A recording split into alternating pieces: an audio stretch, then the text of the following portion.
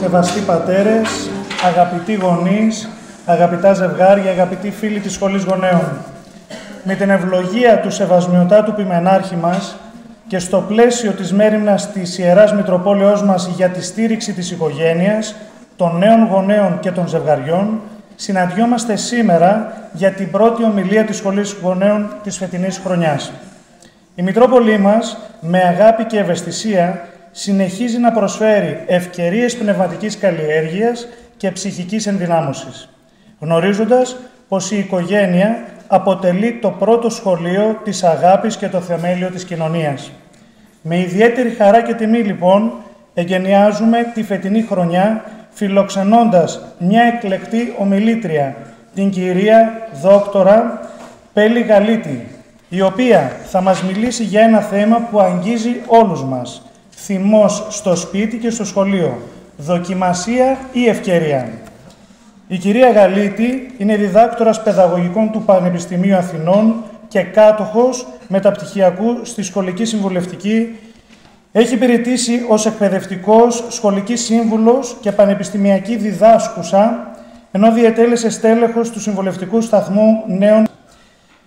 Σήμερα δραστηριοποιείται ερευνητικά στο Πανεπιστήμιο του Wisconsin-Madison στις Ηνωμένες Πολιτείες και είναι υπεύθυνη του εγκεκριμένου από το Υπουργείο Παιδείας προγράμματος Αγωγή στη Συγχώρεση, το οποίο εφαρμόζεται με εξαιρετικά αποτελέσματα σε σχολεία της Ελλάδας και του εξωτερικού.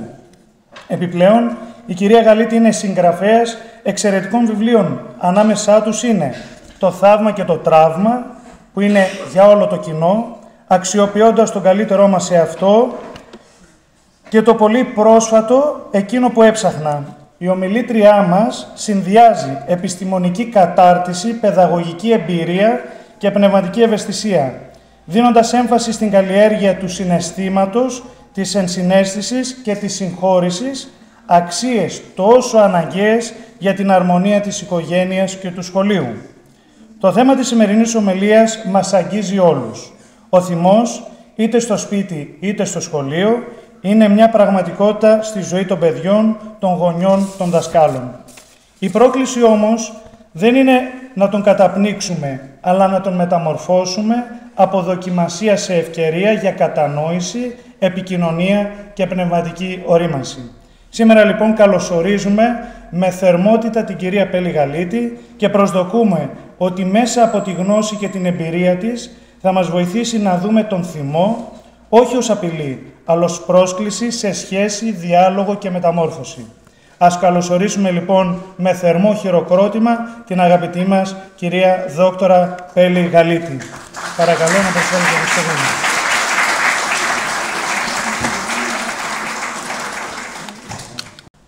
Καλησπέρα σε όλους.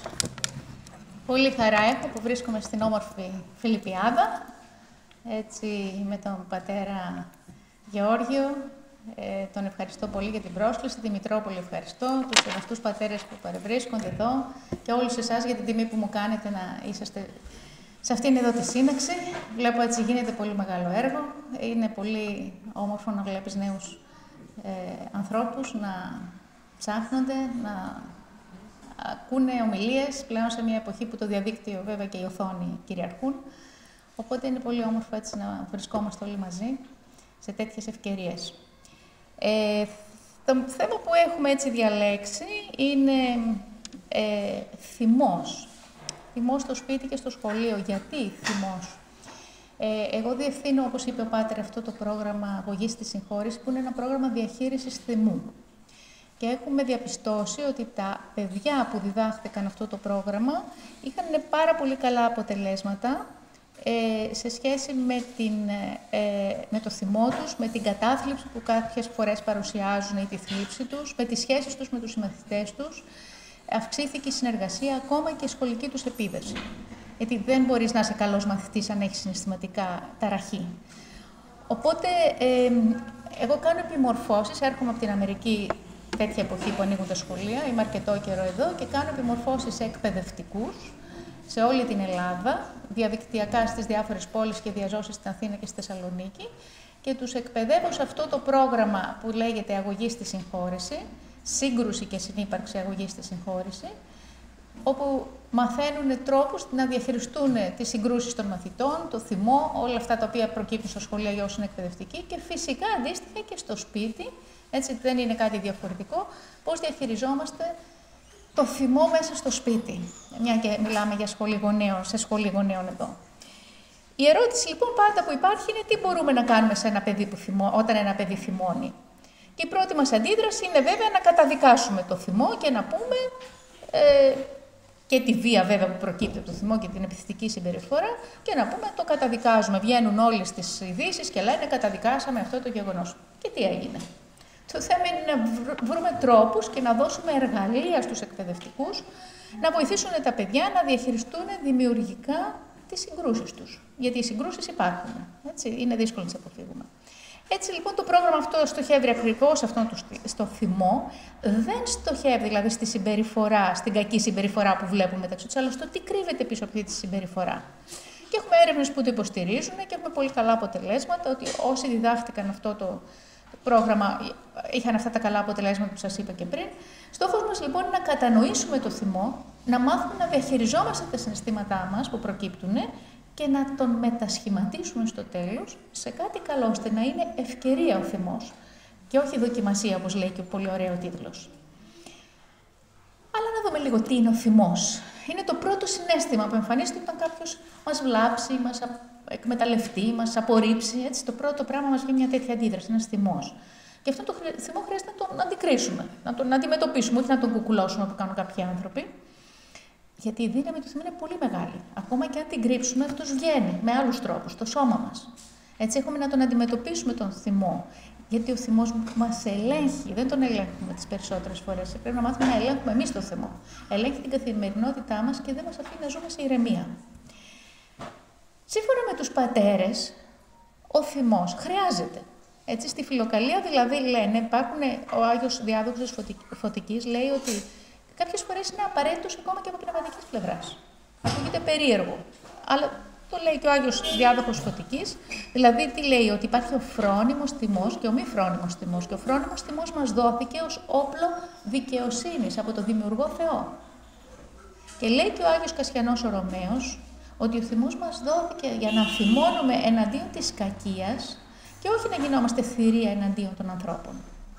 Όπως το σίδερο, έχουν αυτό το παράδειγμα, δόθηκε ως εργαλείο για να το χρησιμοποιούμε να κάνουμε τις δουλειές μας, όχι ως φωνικό όπλο. Αν τώρα κάποιος το χρησιμοποιήσει ως φωνικό όπλο, δεν φταίει το σίδερο. Όπως και αυτό εδώ με την πέτρα, ξέρετε, που λέει ήταν μια πέτρα που ο αφηρημένος κόνταψε πάνω της, ο βίος τη χρησιμοποίησε ως όπλο, ο οικοδόμος τη χρησιμοποίησε για να χτίσει, ο αγρότης για να καθίσει από την κούραση, τα παιδιά για παιχνίδι. Μια πέτρα ήταν. Ο Δαβίδ σκότωσε τον Γολιάθ, ο Φιδίας έφτιαξε τα ωραιότερα γάλματα. Σε καμία περίπτωση τη διαφορά δεν την έκανε η πέτρα, αλλά ο άνθρωπος. Αυτό λοιπόν βλέπετε έχει άμεση εφαρμογή, όπως και ο Άγιος Ιωάννης ο Χρυσόστομος λέει ότι ο θυμός δόθηκε από το Θεό, όχι για να μισούμε τους ανθρώπους, αλλά την αδικία. Βλέπουμε λοιπόν ότι δεν είναι κακός από μόνος το θυμός, είναι μια φυσική αντίδραση. Μια ηφική, θα λέγαμε, αντίδραση απέναντι στην αδικία. Στην αδικία που αφορά κυρίως τους άλλους, όχι τον εαυτό μας, αυτό είναι λίγο διαφορετικό. Μας πει δηλαδή ότι κάτι δεν πήγε καλά, παραβιάστηκαν τα δικαιώματα κάποιου, τα όρια κάποιου, πληγώθηκε κάποιος. Άρα, ο θυμός μπορεί να είναι μια ενέργεια προς το δίκαιο. Αρκεί να μην γίνει εκδίκηση ή μίσος. Και αυτό είναι που θέλουμε να προλάβουμε. Υπάρχει λοιπόν ο φρόνιμος και ο μη φρόνιμος θυμός που μας λένε οι πατέρες, υπάρχει και ο ανθυγιεινός θυμός που λένε οι ψυχολόγοι, ο οποίος θυμός έχει πάρα πολλές σωματικές επιπτώσεις και δημιουργεί πάρα πολλά προβλήματα στην υγεία μας. Τα άτομα έχει παρατηρηθεί σε έρευνες με χρόνιο θυμό, υποφέρουν συχνότερα από γρίπες, από άσθμα, από αρθρίτιδα, σε σύγκριση με τα άτομα που θυμώνουν λιγότερο. Επίσης, έχει παρατηρηθεί συσχετισμός ανάμεσα σε μη εκδηλωμένο θυμό, καταπιεσμένο δηλαδή, και καρκίνο. Υπάρχουν έρευνες δηλαδή που αποδεικνύουν αυτό το πράγμα. Και κυρίως καρκίνο του μαστού, σας παραπέμπω εδώ στις έρευνες. Άρα υπάρχει άμεση σύνδεση ανάμεσα στις εκδικητικές σκέψεις και στην αρνητική τους επίδραση στο ανοσοποιητικό γενικότερα. Γιατί τόσος θυμός όμως, πού οφείλεται αυτός ο θυμός? Και είναι περισσότερος ο θυμός από ό,τι τα παλιότερα χρόνια? Και έρχονται στατιστικές μελέτες που μας δείχνουν ότι ναι, είναι περισσότερος. και φαίνεται να είναι πιο διάχυτο σε σχέση με άλλες εποχές. Και αυτό οφείλεται σε διάφορους λόγους. Θα μπορούσαμε να πούμε έτσι πολύ σύντομα. Υπάρχουν πολύ έντονες κοινωνικές και οικονομικές πιέσεις, υπάρχει ανεργία, υπάρχει κρίση οικονομική, υπάρχουν ανισότητες. Υπάρχει εντατικοποίηση των ρυθμών της ζωής, δηλαδή οι άνθρωποι πλέον δεν βρίσκουν χρόνο να κάτσουν, να μιλήσουν, να χαλαρώσουν. Τρέχουμε όλοι μας, ιδίως τώρα εσείς που είστε νέοι γονείς, βλέπεις δεν υπάρχει αυτή η άνεση να κάτσεις με την οικογένεια, να ευχαριστηθείς, να ανταλλάξεις συναισθήματα, έτσι όλα αυτά. Υπάρχουν πολιτισμικές αλλαγές, δηλαδή τώρα αυτά τα χρόνια λέμε μίλα, θύμωσε, δεν πειράζει, μην το κρατάς μέσα σου. Μπορεί και εν μέρει να ισχύει αυτό το πράγμα, να είναι καλό, αλλά στις περισσότερες εποχές ένα καλό κορίτσι ποτέ δεν θυμώνει, ας πούμε, έτσι. Είναι τα στερεότυπα που είχαμε. Υπάρχει ένα κλίμα βεβαιότητας επίσης που επικρατεί και δημιουργεί ανασφάλεια. Θυμηθείτε την πανδημία, τον πόλεμο τώρα στη Γάζα. Όλα αυτά δημιουργούν ένα άγχος και το άγχος πολύ εύκολα μετατρέπεται σε θυμό. Βέβαια και η τεχνολογία δεν πάει πίσω. Είναι επίσης ένας άλλος μεγάλος παράγοντας θυμού. Προσφέρει μεν χώρο για συζητήσεις, αλλά προσφέρει και χώρο για εκτόνωση θυμού.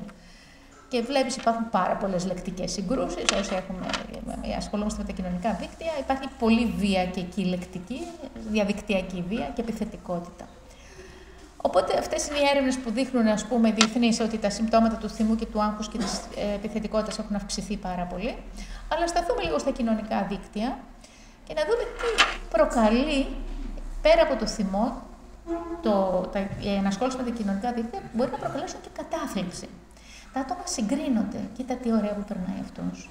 Εγώ είμαι μόνος μου. Κοίτα τι μίζερη που είναι η ζωή μου. Για παράδειγμα, θυμηθείτε το περιστατικό με την Ιωάννα με το βιτριόλι, έτσι, που ήταν σχετικά πρόσφατο, από μια κοπέλα που ούτε καν την ήξερε, έτσι, από πολύ αμυδρά. Επίσης, τα κοινωνικά δίκτυα δημιουργούν εθισμό. Εκρίνεται μια ορμόνη που λέγεται ντοπαμίνη και μας κάνει να αισθανόμαστε όπως αισθάνεται αυτός που πίνει ή αυτός που καπνίζει και θέλει να, μόλις νιώσει άγχος να ξανακαπνίσει, έτσι, ή να πιει ξανά. Οπότε, ένα παιδί που νιώθει άγχος, ένας ενήλικος που νιώθει μοναξιά, για παράδειγμα, θα καταφύγει αμέσως στο κοινωνικό δίκτυο.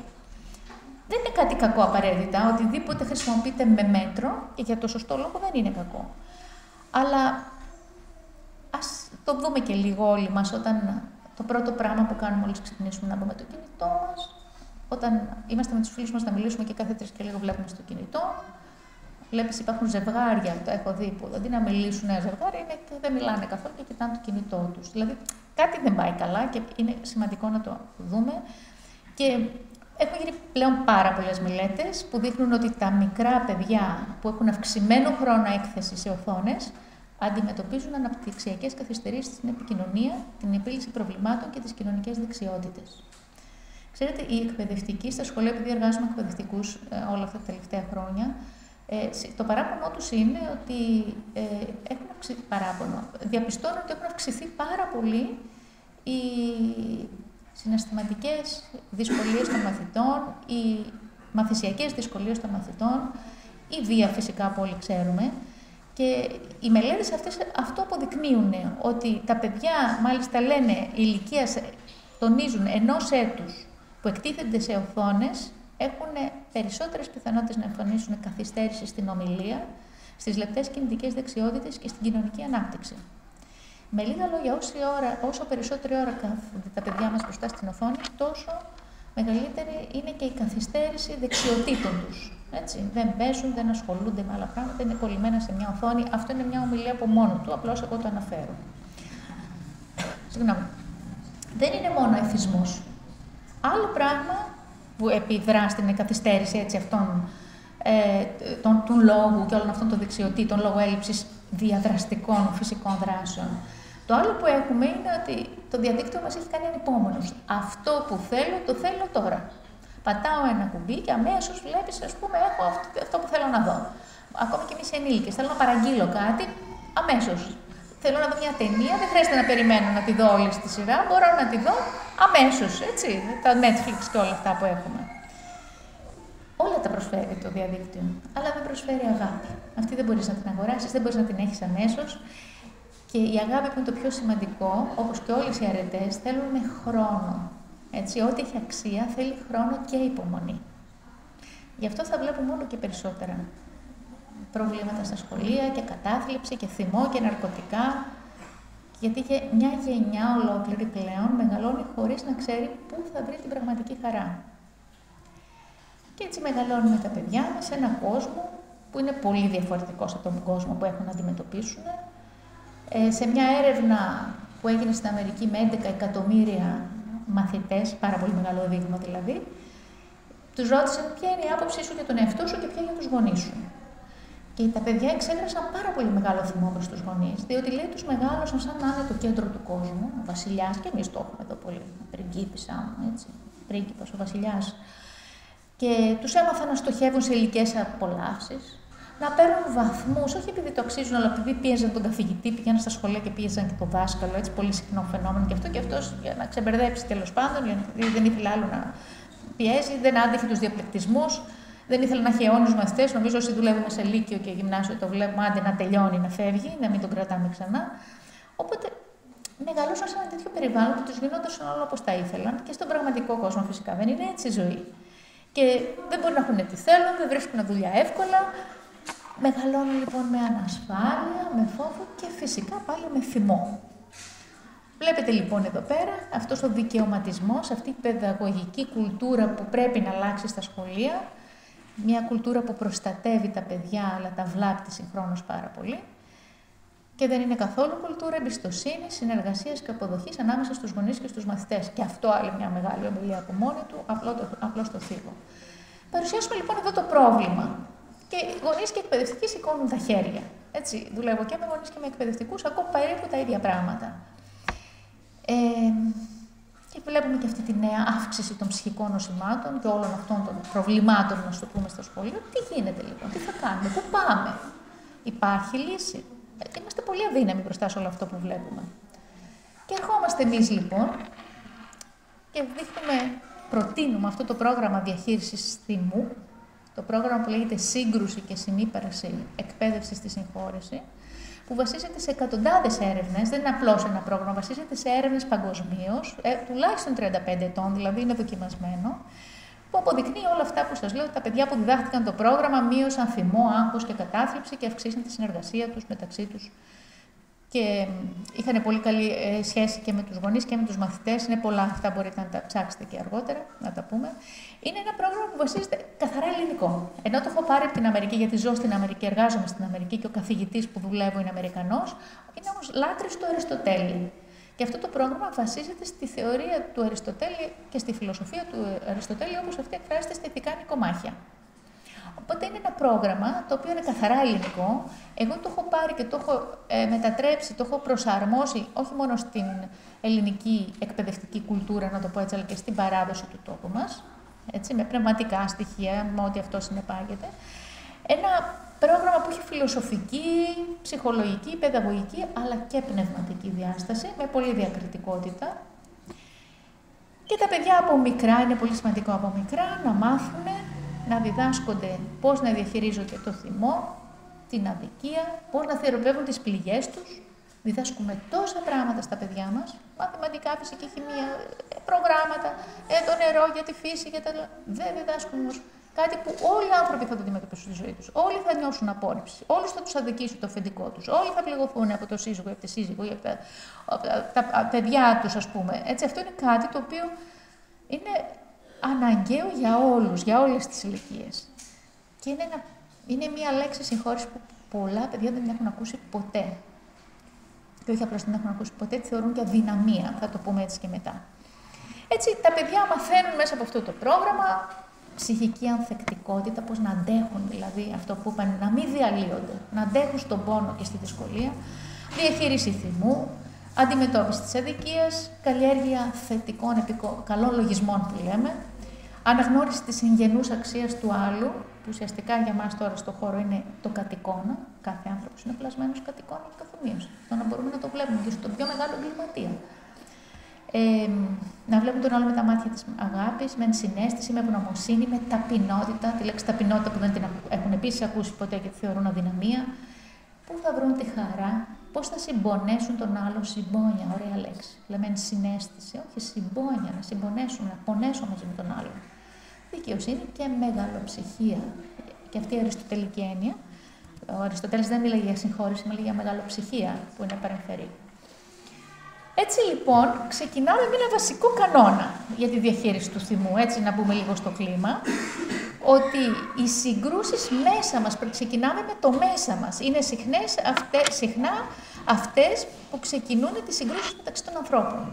Δηλαδή, ξεκινάμε με το μέσα μας. Η βαθιά δυσαρέσκεια που μπορεί να νιώθουμε μέσα μας για κάποιον άνθρωπο, μπορεί να βλάψει άλλους ανθρώπους, γιατί είναι μεταδοτική. Και όταν αυτή η αγανάκτηση και η δυσαρέσκεια μείνει μέσα μας, μολύνει όχι μόνο εμάς τους ίδιους, αλλά και όλη την οικογένεια, όλο το περιβάλλον μας, τους συνεργάτες μας. Μπορεί να μολύνει και μια ολόκληρη κοινότητα. Οπότε, καταλαβαίνουμε ότι τα συναισθήματά μας, το μέσα μας, μεταδίδεται και μη λεκτικά προς τους άλλους. Ο κάθε ένας από εμάς και τα παιδιά μας και το μικρότερο παιδί μπορεί να πληροφορηθεί καρδιακά.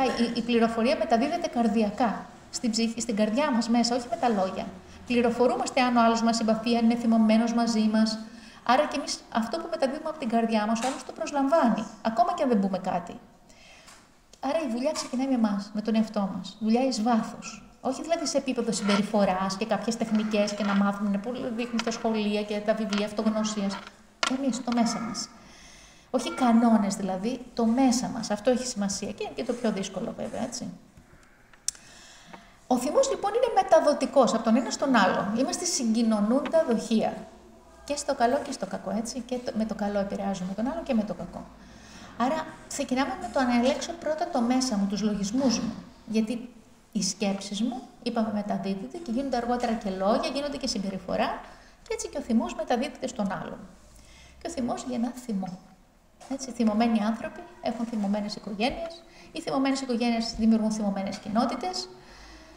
Μεταδίδεται από το ένα μέλος στον άλλο, μεταδίδεται από τη μία ομάδα στην άλλη, μεταδίδεται από τη μια γενεά στην άλλη, είναι διαγενειακός. Όλοι μας κουβαλάμε τους παππούδες μας και τους προπάπους μας. Ο τρόπος που αντιδρούσε ο προπάπους μου, που δεν τον γνώρισα ποτέ, μεταφέρθηκε στον παππού μου, στον μπαμπά μου και αυτό σε μένα και κάποιος έχει να σπάσει αυτή την αλυσίδα όταν είναι δυσλειτουργικός αυτός ο τρόπος. Μπορεί και ασυνείδητα, να μην το ξέρουμε καν. Αλλά μεταδίδεται όλο αυτό και μεταδίδεται λοιπόν από γενιά σε γενιά. Έχουμε τις βεντέτες, έχουμε το συλλογικό θυμό, έτσι. Η χώρα μας έχει πολλές βεντέτες ακόμα και όλη η Νότια Ευρώπη. Έχουμε τις συμμορίες, πολύ ανησυχητικό φαινόμενο. Έχουμε το μίσος Τούρκοι-Κύπροι, σε λιγότερο, Παλαιστίνοι-Ισραηλινοί. Έχουμε πάρα πολύ βία, πολύ τρομοκρατία και νοκτονίες. 250 με 300 εκατομμύρια άνθρωποι έχουν πεθάνει μόνο από γενοκτονίες. Είναι τρομακτικό αν το σκεφτείς για το τι μίσος και θυμός, όλο αυτό δημιουργεί. Θυμό, έτσι, όλο αυτό που έχει γίνει στη Γάζα τώρα, φανταστείτε τι θυμό έχει δημιουργήσει και τι πρόκειται να συμβεί. Ποια είναι η θεραπεία? Και ξαναλέμε, το πρόγραμμα της συγχώρησης, που είναι ένα πρόγραμμα διαχείρισης θυμού, οπότε μάθει ο άλλος να συγχωρεί, να χωρεί μαζί με τον άλλο, αυτομάτως όλα αυτά καταλαγιάζουν. Και αυτός είναι ο στόχος μας. Αλλά πρέπει να καταλάβουμε πολύ καλά τι είναι συγχώρηση, γιατί ο κόσμος την έχει παρεξηγήσει, γιατί δεν ξέρει τι θα πει συγχώρηση. Και η συγχώρηση είναι, έτσι να το πούμε λίγο εδώ πέρα, είναι ευκαιρία, όταν κάποιος με αδικήσει, να ξεπεράσω το θυμό μου. Αυτό είναι πολύ σημαντικό, αλλά είναι το πρώτο στάδιο. Δεν είναι αυτό συγχώρηση. Να ξεπεράσω το θυμό μου. Γιατί ο θυμός μου, αν μείνει, γίνεται μνησικακία. Θα το πούμε και μετά αυτό. Και να προσφέρω στον άλλον συμπόνια, κατανόηση και αγάπη. Αυτό είναι συγχώρηση και αυτό είναι το δύσκολο. Όχι απλώς να μην είμαι θυμωμένος, γιατί μπορεί να μην είμαι θυμωμένος με τον άλλον, αλλά να είμαι διάφορος. Αυτό δεν είναι αρετή, αυτό δεν είναι συγχώρηση. Συγχώρηση είναι να μπορέσω να αγαπήσω τον εχθρό μου. Ουσιαστικά αυτό το πράγμα είναι. Το οποίο είναι δύσκολο, δεν είναι εύκολο, αλλά δεν είναι και ανέφικτο. Και εγώ προσωπικά, επειδή κάνω αυτή τη δουλειά 15 χρόνια, το έχω δει να συμβαίνει. Και από ανθρώπους, ίσως και μη εκκλησιαστικούς θα μπορούσα να πω, πιο δύσκολο, σίγουρα μέσα στο χώρο της εκκλησίας είναι πολύ πιο εύκολο. Μιλάμε για συμπερίληψη, μας έχουν βάλει τόσες λέξεις καινούργιες. Τι συμπερίληψη, εδώ η συγχώρηση, αυτό είναι, να χωρέσουμε όλοι μαζί. Όταν υπάρχει συγχώρηση, αυτομάτως όλα τα άλλα προβλήματα ελαττώνονται. Και τι σημαίνει να χωρέσω τον άλλον, να χωρέσω μαζί με τον άλλον, που λέει η λέξη τόσο ωραία? Ποιον άλλον? Όχι αυτόν τον διπλανό μου που τα περνάμε καλά και είμαστε φίλοι. Τον δύσκολο άλλον. Έτσι, τον δύστροπο. Το δύστροπο σύζυγο, την γκρινιάρα σύζυγο. Το παιδί που δεν ακούει και με ταλαιπωρεί. το αφεντικό που είναι παράξενο και δεν με αναγνωρίζει, τον συνάδελφο που είναι ανταγωνιστής, ας πούμε, και δεν με βοηθάει και αυτός να προχωρήσουμε μαζί, το γονιό που είναι απαιτητικός. Αυτό είναι συγχώρεση. Και επίσης συγχώρεση δεν είναι ξεχνό, δεν είναι λύθη. Θυμάμαι. Ένας άγιος μπορεί να ξεχάσει, δεν ξέρω, αλλά εμείς οι καθημερινοί άνθρωποι δεν ξεχνάμε, όπως μία πληγή που έχω, μία ουλή που έχω στο χέρι μου. Πονάει, έτσι, τη βλέπω σιγά σιγά γιατρεύεται, αλλά είναι εδώ, υπάρχει. Αυτή θα τη βλέπω μέχρι να πεθάνω, θα είναι στο σώμα μου. Θα τη βλέπω, δεν μπορώ να την ξεχάσω. Αυτό το θέμα είναι πώς τη θυμάμαι. Τη θυμάμαι με θυμό, με πίκρα, με μνησικακία ή τη θυμάμαι ότι κάτι έπαθα, αλλά με έμαθε και κάτι αυτό το κάτι που έπαθα. Έχει πολύ σημασία ο τρόπος που θυμάμαι. Τη θυμάμαι με μνησικακία ή τη θυμάμαι ως κάτι που με ορίμασε και με βοήθησε να προχωρήσω στη ζωή μου. Επίσης, συγχώρεση δεν είναι συμφιλίωση, άλλη παρεξήγηση. Δεν σημαίνει ότι θα γίνω φίλος με τον άλλον. Να πούμε ένα ακραίο περιστατικό. Μια γυναίκα που την κακοποιεί ο άντρας της. Μπορεί να τον συγχωρήσει, αλλά δεν θα κάτσει να τη τρώει. Θα σηκωθεί να φύγει να σωθεί. Δεν θα είναι φίλη με τον άντρα της, ο οποίος την κακοποιεί. Ένα παιδί στο σχολείο, το λέμε συνέχεια, που είναι θύμα bullying. Του λέμε: μπορείς να συγχωρήσεις, αλλά θα βάλεις τα όρια σου, θα προφυλάξεις τον εαυτό σου. Δεν θα κάτσεις να κάνεις παρέα με αυτό το παιδί που κάθε φορά σε κοροϊδεύει. Άρα δεν συμφιλιώνουμε, είναι μακάρι, θεμιτό να γίνει, αλλά πρέπει να υπάρχει αμοιβαία εμπιστοσύνη για να μπορέσεις να συμφιλιωθείς με τον άλλον. Όταν υπάρχει αμοιβαία εμπιστοσύνη και υπάρχουν κάποια δεδομένα, τότε μάλιστα. Το πιο σημαντικό είναι να δούμε και το δικό μας μερίδιο.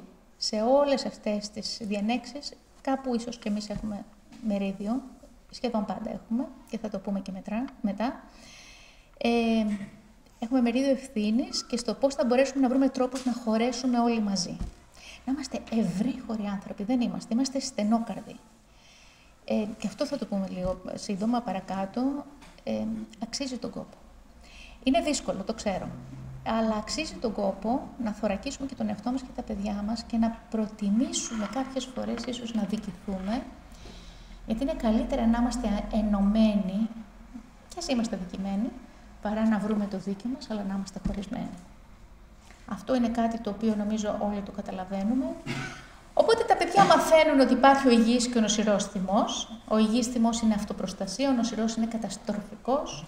Ο υγιής θυμός μπορεί να μας προστατέψει και να μας παρακινήσει να αναλάβουμε δράση προς τη σωστή κατεύθυνση, ενώ ο νοσηρός ψάχνει για την εκδίκηση, τον πόνο, καλλιεργεί την πίκρα. Τον υγιή θυμό μπορείς να τον ελέγξεις. Ο νοσηρός θυμός σε ελέγχει και σε καταστρέφει. Βλέπουμε το θυμό σαν ένα παγόβουνο, έτσι, το οποίο εμείς βλέπουμε μόνο την κορυφή του. Ενώ στη βάση του κρύβονται όλες οι αιτίες. Βλέπουμε έναν άνθρωπο λοιπόν που θυμώνει και αμέσως τον επιφθανόμαστε. Δεν μας αρέσει, είναι άσχημο θέμα. Όμως, αν το δούμε με τα μάτια της αγάπης, και αυτό λέμε στα παιδιά, θα νιώσουμε ένα πόνο.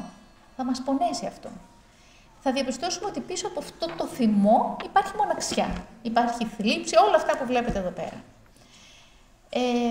Και έτσι ο θυμός λειτουργεί για αυτούς τους ανθρώπους σαν μια σπίδα προστασίας. Προβάλλουν το θυμό για να προστατεύσουν αυτό που τους έχει πληγώσει μέσα τους. Και όταν μάθουμε να το βλέπουμε, έτσι θεραπευόμαστε, συγχωρούμε τον άλλον και θεραπευόμαστε, και η συγχώρηση βασικά, όχι εμείς, θεραπεύει τον θυμό και το μίσος.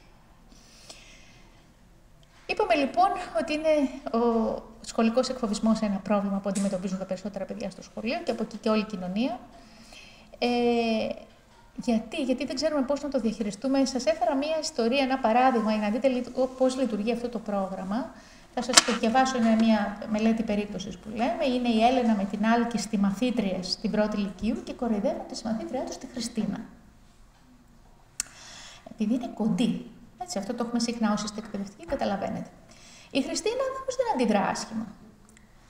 Τα κορίτσια νιώθουν τύψεις, ζητούν συγγνώμη και τους λέει η Χριστίνα: δεν έγινε τίποτα, το έχω ήδη ξεχάσει. Οι γονείς μου, δέστε τώρα τι σημαντικό ρόλο παίζουν οι γονείς, με έκαναν πάντα να νιώθω ξεχωριστή και ψηλή. Ψηλή στην ψυχή. Πάντα για την οικογένειά μου ήμουν μοναδική και αναντικατάστατη. Τα κορίτσια εντυπωσιάστηκαν. Δεν την άγγιξαν τα λόγια μου, λέει η άλκιστη που προβληματίστηκε με την απάντηση της Χριστίνας. Εγώ πάντα δεν σηκώνω μοίρα στο σπαθί μου. Εγώ θίγομαι και προσβάλλομαι. Αν μου έλεγε κάποιος κάτι τέτοιο, θα με θύμωνε. Πώς τα καταφέρνει η Χριστίνα, αναρωτιέται. Αυτό είναι κείμενο από ένα κεφάλαιο του Δημοτικού, έτσι, από τα βιβλία που έχουμε. Γιατί στα βιβλία είναι όλη η δουλειά που γίνεται. Δείτε τώρα πόσα μηνύματα παίρνω από αυτό το διάλογο. Συνεχίζουμε. Εμείς βλέπουμε καινούργια μάτια, λέγεται αυτό το κεφάλαιο. Που αντιστρέφει εντελώς τους ρόλους. Έτσι, εδώ τώρα το θύμα έγινε θήτης και ο θήτης θύμα. Δείτε το λίγο και ρωτάει. Πρώτον, όταν φερθείς, λέει, καλά στο θήτη, απαντάει η Χριστίνα, και δεν ανταποδώσεις, είσαι δυνατός. Η συγχώρηση είναι δύναμη. Και όταν λέει γιατί, λέει, απαντά η Χριστίνα πάλι ότι κανείς δεν είναι κακός στο βάθος. Κάτι βαθύτερο φταίει που δεν έχει να κάνει με σένα. Μάθε να βλέπεις τον άλλο διαφορετικά. Δεν μας καθορίζουν οι πράξεις μας, είμαστε κάτι περισσότερο από τις πράξεις μας.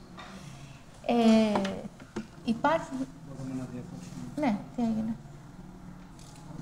Με συγχωρείτε, είναι ένα αυτοκίνητο πράσινο ΣΕΑΤ εδώ στη γωνία που προποδίζει η πρόσβαση των λεωφορείων. Είναι δικό μας. Μη τα όμικρον. Μη τα όμικρον, ένα πράσινο ΣΕΑΤ. ΣΕΑΤ Αλτέα. ΣΕΑΤ Αλτέα. Είναι λίγο, αν μπορείτε, γιατί έχει ένα λεωφορείο και κάποια άλλα. Εδώ στη γωνία. Έχει κάτι. Είναι σύλληψη αυτό γι' αυτό. Δεν πειράζει, δεν πειράζει, ναι. Συγχωρέστε. Όχι, δεν πειράζει. Δεν μας καθορίζουν οι πράξεις μας, είμαστε κάτι περισσότερο από τις πράξεις μας. Αυτή είναι η εγγενής αξία που λέγαμε, το κατοικώνα δηλαδή. Ακόμα και με τη χειρότερη πράξη που έχουμε κάνει, έχουμε πάντα το κατοικώνα μέσα μας. Να κοιτάζουμε το μέσα μας, να δούμε μήπως και εμείς παίρνουμε τις μετρητής στα πράγματα και πληγωνόμαστε υπερβολικά και μετά βασανιζόμαστε. Έτσι βλέπουν τα παιδιά σιγά σιγά μέσα από αυτό το πρόγραμμα να βλέπουν τον άλλον με άλλα μάτια. Γιατί το να κρατάμε μέσα μας την πίκρα που μας προκάλεσε κάποιος που μας πλήγωσε είναι σαν να πίνουμε ένα ποτήρι με δηλητήριο και να περιμένουμε να πεθάνει ο εχθρός μας. Εάν αφήσουμε αυτά τα συναισθήματα της πίκρας και το θυμό να μας κυριεύσουν, θα φουντώσουν, θα εξελιχθούν σε κάτι πολύ βλαβερό για μας. Με το να στερούμε τη συγχώρηση προς αυτόν που μας πλήγωσε, στερούμε τη θεραπεία προς τον εαυτό μας. Δηλαδή, αυτό είναι η συγχώρηση. Η θεραπεία δικιά μου. Έτσι, αυτό είναι που έχουμε να καταλάβουμε. Τώρα, βέβαια, ο άλυτος θυμός γίνεται μνησικακία. Έτσι, η εκδικητικότητα. Τι είναι η μνησικακία? Κακία, έτσι, με μνήμη. Το θυμόμαστε. Δέστε τι ωραία που τα λέει ο Αββάς Δωρόθεος. Ο Αββάς Δωρόθεος, να ξέρετε, στο 13ο κεφάλαιο μιλάει για την μνησικακία, αλλά έχει έτσι πολύ ψυχολογική λεπτότητα και πνευματική λεπτότητα στο βιβλίο του ασκητικά, στο 13ο κεφάλαιο. Και λέει για τη μνησικακία. Η μνησικακία είναι η λύπη που μένει στην ψυχή από τον θυμό και φυλάσσεται εναντίον του πλησίον. Τη φυλάμε αυτή την κακία μέσα μας. Δηλαδή είναι η επίμονη ανάμνηση του κακού, η εσωτερική αποθήκευση μιας προσβολής. Δεν είναι απλώς ένα συναίσθημα στιγμιαίο, ένας θυμός που φεύγει. Είναι μια κατάσταση της ψυχής. Η ψυχή αναμασά το τραύμα και κρατεί μέσα της το δηλητήριο. Αυτό το πράγμα είναι η μνησικακία, όταν αναμασάμε το τραύμα και κρατάμε το δηλητήριο μέσα μας. Και λέει, η αρχή του θυμού είναι η υπερηφάνεια. Εάν δεν ταπεινωθεί η ψυχή, δεν μπορεί να απαλλαγεί από τον θυμό. Και αν δεν απαλλαγεί από τον θυμό, μένει μέσω του η μνησικακία. Είναι μια λυσίδα δηλαδή. Υπερηφάνεια, θυμός, μνησικακία. Το αναλύει πάρα πολύ ωραία. Το συστήνω, εγώ το χρησιμοποιώ και στο σχολείο. Μόλις καρφωθεί η μνησικακία στην ψυχή, τότε τραυματίζεται ολόκληρος άνθρωπος. Βασικά, ο άνθρωπος που θυμώνει και μισεί αυτοκαταστρέφεται. Διότι τέτοια είναι η κακία που καταστρέφει πρώτα αυτόν που τη γεννά. Αυτό το λέει ο Άγιος Ιωάννης Χρυσόστομος. Όπως το σκουλίκι που γεννιέται μέσα από το ξύλο και τρώει το ίδιο το ξύλο, έτσι και ο φθόνος, ο θυμός, το μίσος καταστρέφει πρώτα αυτόν που τον γέννησε. Άρα εμείς οι ίδιοι καταστρεφόμαστε με όλο αυτό. Και τι κάνουμε μετά? Αρχίζουμε να θυματοποιούμαστε, να λυπόμαστε τον εαυτό μας, να νιώθουμε πολύ αδύναμοι, να νιώθουμε κιόλας καμιά φορά και ήρωες, γιατί όσο πιο άτυχος και δυστυχισμένος είμαι, νιώθω ότι γίναμε το κέντρο, άλλος με λυπάται, με βλέπει, με προσέχει και μ' αρέσει. Είναι άνθρωποι που τους αρέσει αυτό, τους βολεύει να είναι έτσι. Δεν αισθάνομαι και πολύ ευθύνη, αφού είμαι αδύναμος τώρα, δεν μπορώ να κάνω πολλά, οπότε αποποιούμε τον ευθυνών μου. Η θυματοποίηση φέρνει κατάθλιψη, γκρίνια, θυμό. Μετά αρχίζουμε και λέμε όλοι, ο άλλος φταίει, ποτέ εγώ δεν φταίω, έτσι. Ψάχνουμε να βρούμε κάθε φορά ποιος φταίει. Παντού. Όλοι το κάνουμε. Γονείς, εκπαιδευτικοί, πολιτική, κοινωνία, το σύστημα, όλοι φταίνε, έτσι. Αλλά όταν κάποιος άλλος πάντα φταίει, τότε εγώ αποποιούμε τις δικές μου ευθύνες. Και αυτό είναι πολύ κακό για την ψυχή μας. Δεν βοηθάει. Και αυτό αρχίζει και μαζεύει αυτό μέσα μας και γίνεται παράπονο και κρατάμε τις πληγές μας ανοιχτές. Αυτό είναι το παράπονο. Θέλουμε να κρατάμε τις μνήμες ζωντανές και τις πληγές ανοιχτές. Και ασχολούμαστε συνέχεια με αυτό που μας έβλαψε. Και αυτό σιγά σιγά γίνεται συνήθεια. Όταν ασχολώ και απασχολώ το μυαλό μου συνέχεια με αυτό το κακό που μου γίνεται, αυτό το συνηθίζω σιγά και αυτό έχει πάρα πολύ δύναμη.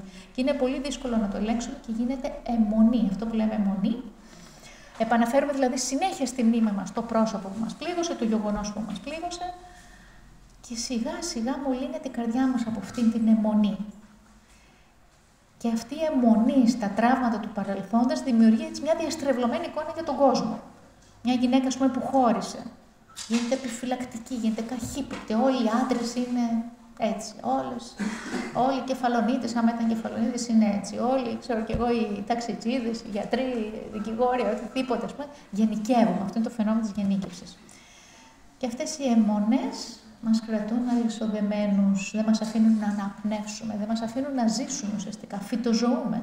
Είμαστε μίζεροι. Αυτό παθαίνουμε όταν θυμώνουμε. Και το θέμα είναι λοιπόν τι κάνουμε, πώς διαχειριζόμαστε τα συναισθήματά μας, τι θα κάνουμε.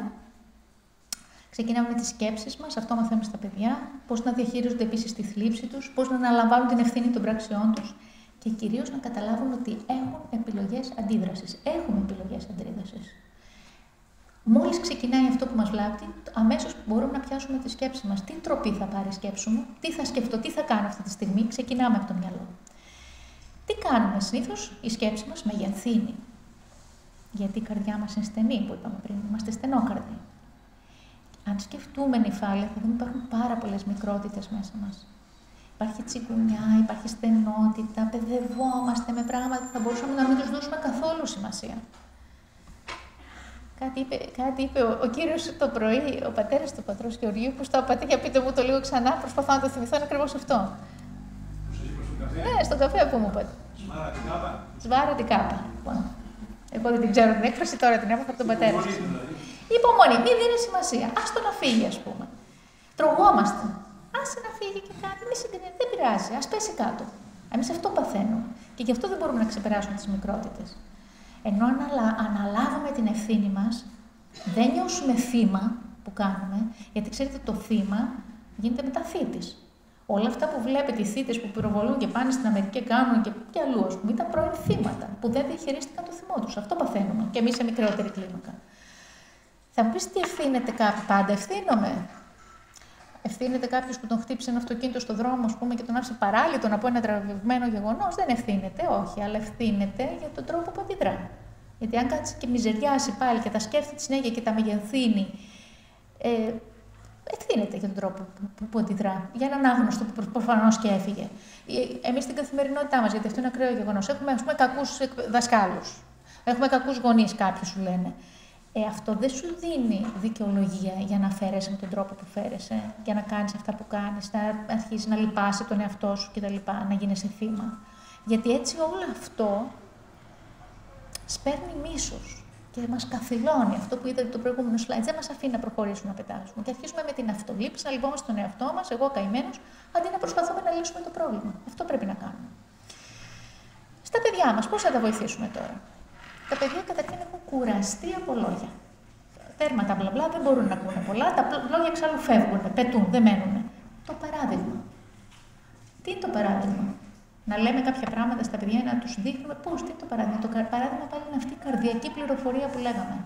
Τα παιδιά να δούνε με άλλα μάτια, να δούμε εμείς με άλλα μάτια και να το βοηθήσουμε, να δούμε εμείς τα παιδιά με άλλη ματιά και να τα βοηθήσουμε να δουν τον κόσμο αλλιώς. Να πιστέψουν τα παιδιά στο καλό μέσα τους και γύρω τους. Εστιάζουμε όλοι στα αρνητικά. Δεν εστιάζουμε στα θετικά. Και αυτό είναι πολύ άσχημο, να εστιάσουμε στο καλό και όχι στο κακό. Είπα και χθες στην Πρέβεζα, έκανα πολλά χρόνια ομάδες μητέρων, σχολές γονέων. Και τους ρώτησα μία φορά να μου πούνε 10 καλά για τα παιδιά τους. 10 καλά, πρέπει να τα βρούμε, δεν σκεφτώ. Αντιδράσαν οι μαμάδες. Είδα μια 10 μαμάδες που κάναμε τον group. Καλά, λέω, πείτε 5 καλά για τα παιδιά σας.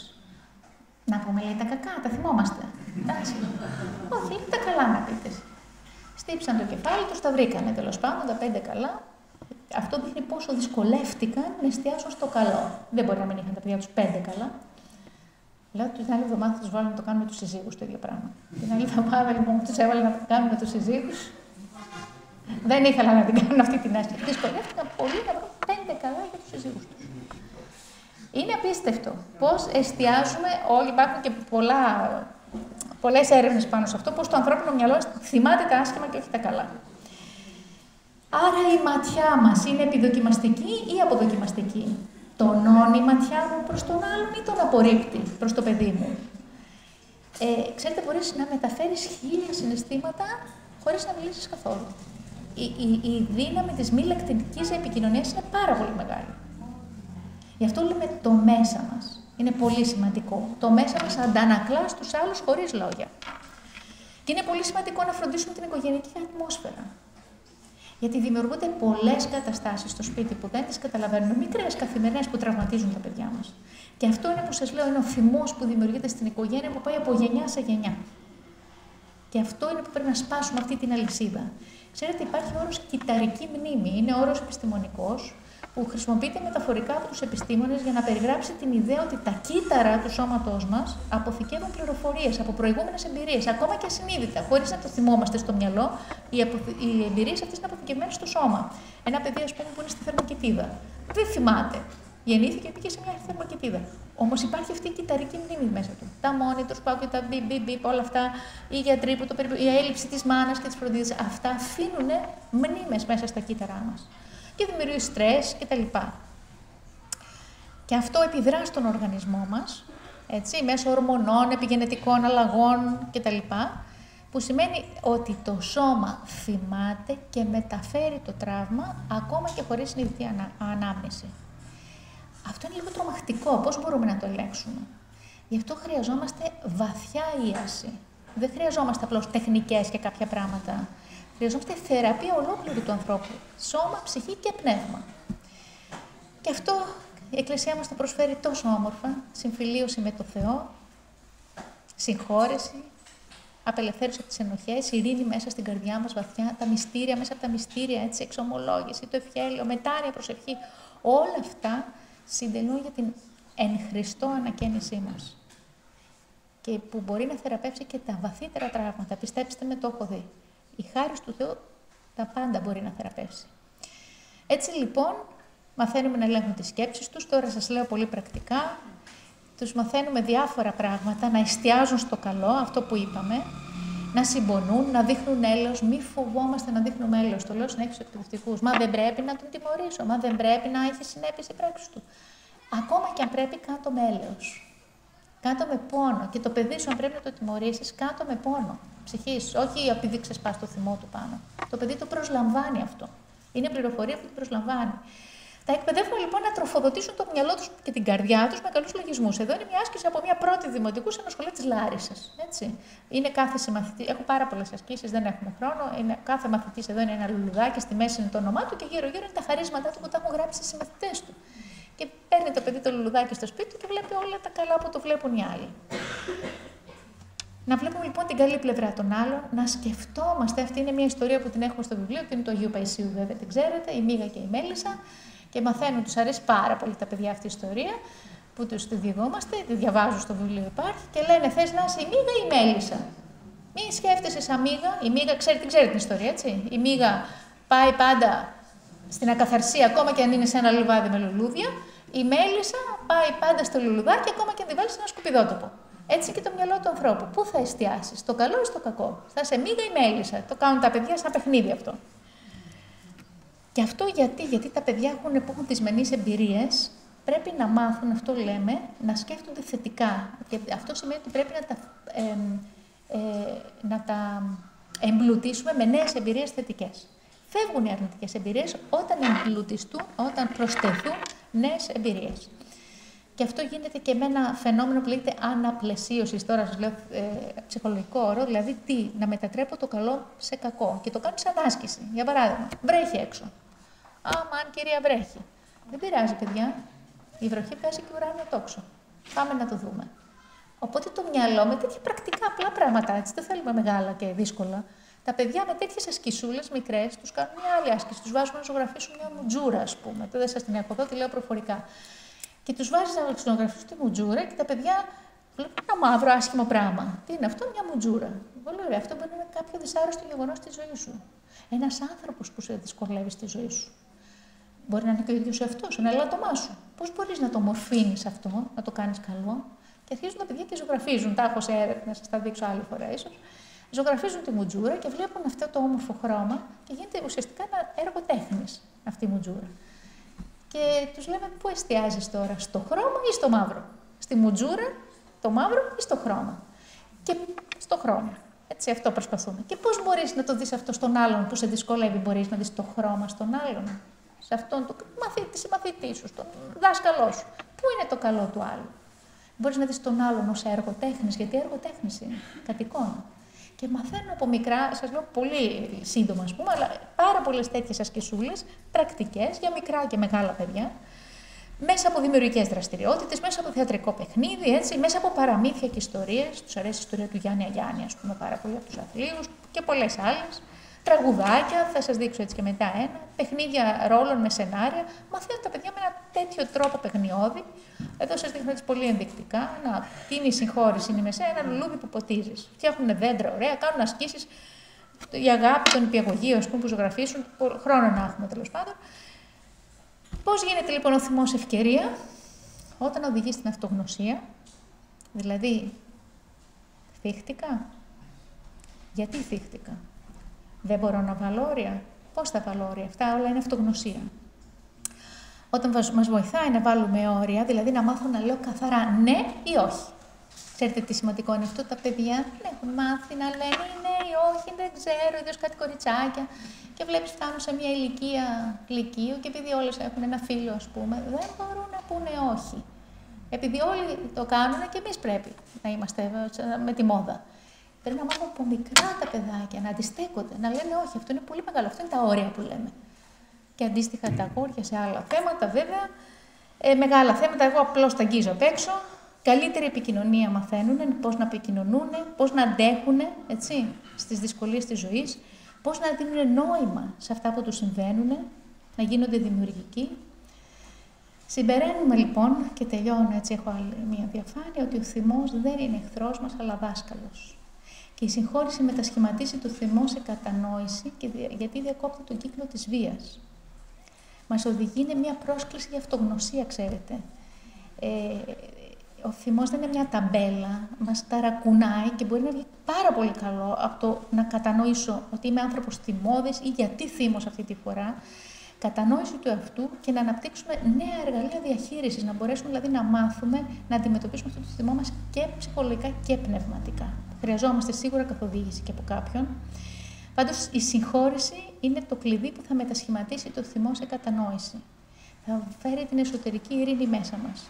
Θα διακόψει τον κύκλο της βίας και κυρίως θα δώσει χώρο στη συμπόνια. Αυτό είναι που θέλουμε. Σύγχωρο, συμπονώ. Έτσι. Αυτό το σύν έχει πολύ μεγάλη σημασία. Όλα αυτά μπορούμε να τα κάνουμε σε παιδιά να τα διδάξουμε παιδιά από όλες τις ηλικίες, από το νηπιαγωγείο μέχρι το λύκειο. Εμείς αυτό κάνουμε. Και με πολύ απλό τρόπο θα σας δείξω τώρα πώς σε ένα νηπιαγωγείο της Βέρειας, μία νηπιαγωγός δίδαξε όλη το νόημα της συγχώρησης μέσα από αυτό το μικρό τραγουδάκι. Συγχωρώ, τραγουδώ, μες στον κόσμο περπατώ, δεν φοβάμαι να αγαπώ, το κακό το προσπερνώ, δεν στέκομαι, δεν έχω αιμονές που λέμε έτσι. Συγχωρώ, χαμογελώ, θετικές σκέψεις, μες στον κόσμο περπατώ, το άδικο όταν συναντώ, με ασπίδα το καλό, έμαθα να πολεμώ. Πολεμάμε το καλό με καλό και όχι με κακό. Ας το ακούσουμε. Συγχωρώ, τραγουδώ, μες στον κόσμο περπατώ, δεν φοβάμαι να αγαπώ, το κακό το προσπερνώ. Συγχωρώ, χαμογελώ, μες στον κόσμο περπατώ, άδικο όταν συναντώ, με ασπίδα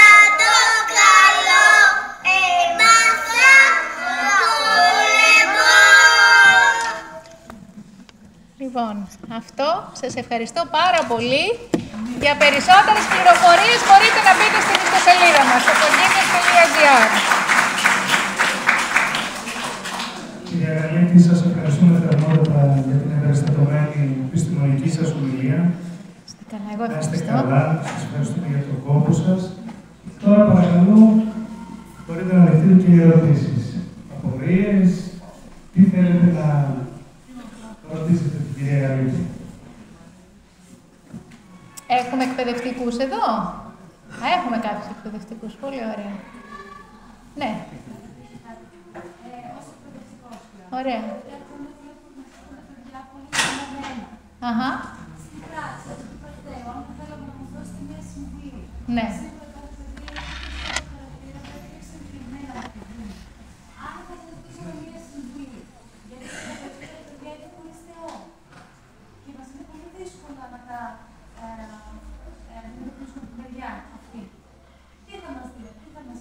Πολύ ωραία. Μου έκαναν μία αντίστοιχη ερώτηση, θα τη συνδυάσω χτες στην Πρέβεζα. Πώς θα τα εφαρμόσουμε αυτά σε έφηβους? Ένας έφηβος που είναι γεμάτος θυμό, έτσι, δεν ξέρω που δουλεύει σε δευτεροβάθμια, είστε σε ηλικία. Ωραία. Φαντάζομαι τώρα και ένας έφηβος σου λέει πώς θα βοηθήσουμε τους έφηβους με όλα αυτά τα πράγματα. Είναι πολύ δύσκολο. Μακάρι να υπήρχε ένα μαγικό ραδάκι που λέω κι εγώ ή μία συμβουλή που λέτε εσείς. Άμα να σας πω, άμα κάνεις αυτό, θα γίνει εκείνο. Δεν είναι έτσι, βέβαια. Δεν μπορεί να λειτουργήσει έτσι με μία συμβουλή. Είναι πάρα πολλά πράγματα που λέμε εδώ. Αν είχα να ξεχωρίσω κάτι όμως, αυτό που είναι πολύ σημαντικό που ρωτάτε, είναι τα παιδιά ανταποκρίνονται ακόμα και τα πιο δύσκολα όταν νιώσουν ότι τα συμπονάμε. Όταν το παιδί νιώσει από το γονιό και από τον εκπαιδευτικό ότι μυστικά πάλι αυτό που λέμε, δεν είναι μόνο με δηλαδή, παιδί μου, εγώ σε αγαπώ για το καλό σου, το κάνω, όχι αυτά, δεν είναι πολύ λίγα, τα παιδιά δεν ανταποκρίνονται σε αυτό. Ότι παιδί μου, σε νοιάζομαι, σε πονώ για αυτό που περνάς. Αλλά να το δείξω, σας λέω, γι' αυτό είναι δύσκολο, με τα μάτια, με την έκφραση, με τον τρόπο ζωής μου. Το παιδί που πειθαρχεί πολύ πιο εύκολο. Όταν νιώσει ότι το φροντίζεις με αυτό που κάνεις και όχι το τιμωρείς, έτσι, αυτό θέλω να νιώσω, ότι με πονάς, άρα ο κανόνας που μου βάζεις, ακόμα και η τιμωρία, είναι φροντίδα για μένα. Όταν υπάρχει αυτή η εμπιστοσύνη. Και μπορεί να αλλάξει την ψυχή του ανθρώπου 100% αυτό το πράγμα. Θα σας πω το παράδειγμα που λέμε συνέχεια και στο σχολείο από τους άθλιους του Γιάννη Αγιάννη. Το θυμάστε. Ένας εγκληματίας φυλακισμένος, τον πιάσανε, που είχε κλέψει ένα καρβέλι ψωμί, έμεινε πόσα χρόνια στη φυλακή και όταν βγήκε από τη φυλακή πήγε και έμεινε στο σπίτι του επισκόπου. Τον φιλοξένησε, κανείς δεν τον φιλοξενούσε για τον φυλακισμένο, πλην από έναν επίσκοπο. Το βράδυ όμως που είδε ότι ο επίσκοπος κοιμόταν, πήγε και του κλέψε όλα τα σημικά του επισκόπου και έφυγε. Και τον βγαίνει η αστυνομία μετά από λίγο και τον χτυπάει την πόρτα του επισκόπου, τον πάει πίσω και ήταν λέει εδώ ότι σου έκλεψε. Του βγάζει όλη τη σακούλα, σου έκλεψε λέει όλα τα. Και γυρνάει ο επίσκοπος και του λέει: δεν μου τα έκλεψε, του τα έδωσα. Και όχι μόνο αυτά, παιδί μου, πάρε και τα 2 κυροπήγια που ξέχασες. Και του δίνει και 2 κυροπήγια. Αυτό ήταν. Άλλαξε η ζωή ενός κακούργου, ενός εγκληματία. Εντός εισαγωγικών δεν ήταν βασικά εγκληματίας, αλλά είχε γίνει πολύ σκληρός άνθρωπος μες στη φυλακή. Αυτά αγγίζουν την ψυχή, να κοιτάξουμε να αγγίξουμε την ψυχή των παιδιών μας. Όχι να βάλουμε κανόνες και να πούμε αυτά που κυκλοφορούν στα βιβλία αυτογνωσίας, που υπάρχουν παντού στα βιβλιοπωλεία και λένε κάνεις αυτό, κάνεις εκείνο. Καλά, χρήσιμα είναι όλα. Αλλά γι' αυτό ξεκίνησα. Το μέσα μας είναι δουλειά από τον εαυτό μας. Δούλευα πολλά χρόνια στο Συμβουλευτικό Σταθμό Νέων στη Β' Αθήνα, στο Υπουργείο. Του Υπουργείου Παιδείας ήταν ως εκπαιδευτικός. Πάντα βλέπαμε τους γονείς. Μας έφεραν πρόβλημα με τα παιδιά. Με τους γονείς δουλεύαμε, δεν δουλεύαμε με τα παιδιά. Και όταν σιγά σιγά οι γονείς άλλαζαν και το πρόβλημα βελτιωνόταν. Δεν είναι εύκολο, το ξέρω, αλλά αυτός είναι ο δρόμος. Και στα πνευματικά έτσι δεν είναι. Το ξέρω. Κοιτάξτε, ακούγεται πολύ υπομονή και πολύ εύκολο έτσι πως το λέμε. Είναι πολύ δύσκολο. Ναι, δηλαδή να πιάσουμε τον εαυτό μας, πόσο σκληροί είμαστε κάποιες φορές, να το πω έτσι, πόσο στενόκαρδοι, πόσο έχουμε μία στάση μη ευγνωμοσύνης προς το Θεό, προς τα παιδιά μας, εκτιμάμε τα παιδιά μας, τους το δείχνουμε, το νιώθουνε, είμαστε συνέχεια να τα διδάξουμε με το δάχτυλο, ας πούμε, σηκωμένο και πρόσεχε και πάλι έκανες. η επικοινωνία μας και ως εκπαιδευτική και ως γονείς, προσέξτε πόσες φορές είναι σε προστακτική. Σήκω, κάτσε, βγάλε, μη μιλάς, γράψε τώρα. Πότε καθίσαμε με τα παιδιά μας να βρούμε χρόνο και να κάνουμε κάτι άλλο, ρε παιδί μου, χωρίς να του δώσουμε εντολές να κάνει πράγματα. Δηλαδή είναι μικρά καθημερινά που χρειάζεται να πιάσουμε τον εαυτό μας. Εμείς τα κάνουμε στα παιδιά μας. Και αμέσως αλλάζει ξέρετε, η οικογενειακή ατμόσφαιρα τι ρόλο παίζει, η ατμόσφαιρα του σπιτιού. Περνάνε ωραία τα παιδιά, να περνάνε ωραία στο σπίτι, για να μην θέλουν να φύγουν και μετά όταν γίνουν έφηβοι. Να χαίρονται την οικογένεια. Όχι να φεύγουν τρέχοντας που βλέπεις μόλις μεγαλώσουν, φεύγουν, που είναι φυσικό μέχρι ενός σημείου. Αλλά να έχουν ωραίες στιγμές, ωραίες αναμνήσεις, ουσίας. Έτσι. Δυστυχώς τώρα πάλι τα κοινωνικά δίκτυα, όλοι είναι μπαμπάς, μαμά, παιδιά σε μια οθόνη, εντάξει, τα ξέρουμε όλοι τα ζούμε. Όσο μπορούμε. Δεν είναι εύκολο, όσο μπορούμε νομίζω καλό είναι να... Άλλη ερώτηση. Μη διστάζετε, ναι, ορίστε.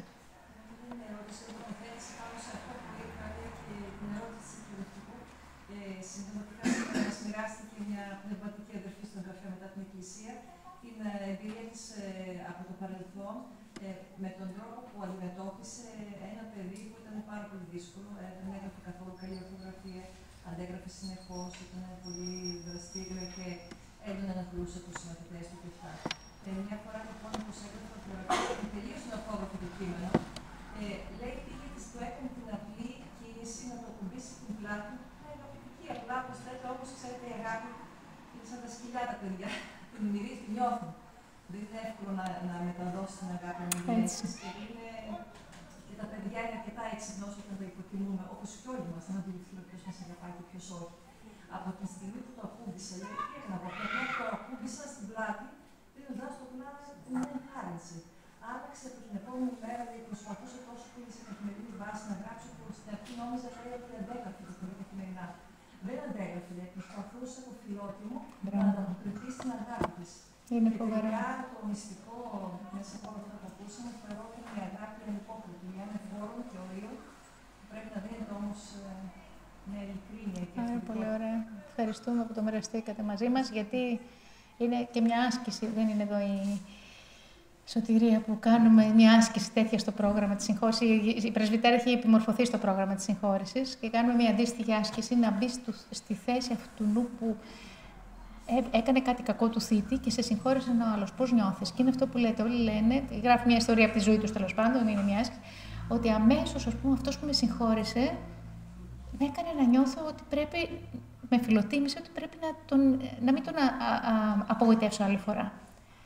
Γιατί ενώ έπρεπε να με τιμωρήσει γιατί έκανα κάτι κακό, έχουν να θυμηθούν κάτι κακό, ας πούμε, αυτός με συγχώρησε. Κινητοποιείται το φιλότιμο στα περισσότερα παιδιά. Είναι κάτι που ξεκλειδώνει τα παιδιά. Είναι απίστευτο πώς λειτουργεί. Το φοβόμαστε, δεν το έχουμε κάνει.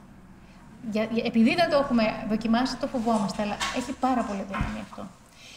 Εγώ τώρα μου θυμίσετε μια ιστορία ως εκπαιδευτικός. Σας κουράζω, μήπως να συνεχίσουμε?